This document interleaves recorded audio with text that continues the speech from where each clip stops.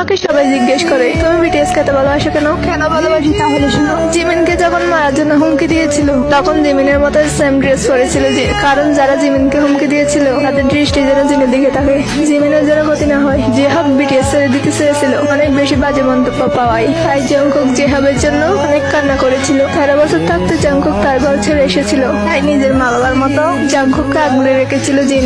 এখন জংকুকের কাছে জিন তার প্রিয় মামা বার্ট।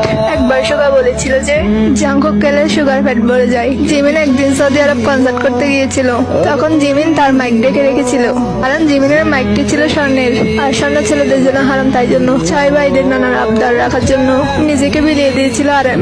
একটি কনসার্টে মুসলিম আর্মিদের নামাজের জন্য তারা কনসার্ট অফ করে রেখেছিল, যেন তারা নামাজ পড়তে পারে, আর তারা কোনো রাগ প্রকার না করে অপরকে আঁকলে রেখেছিল। এগুলো তো অনেক অল্প, তাদের নামে যদি বলতে চাই সারা বছর পার হয়ে যাবে, কিন্তু কথা শেষ হবে না।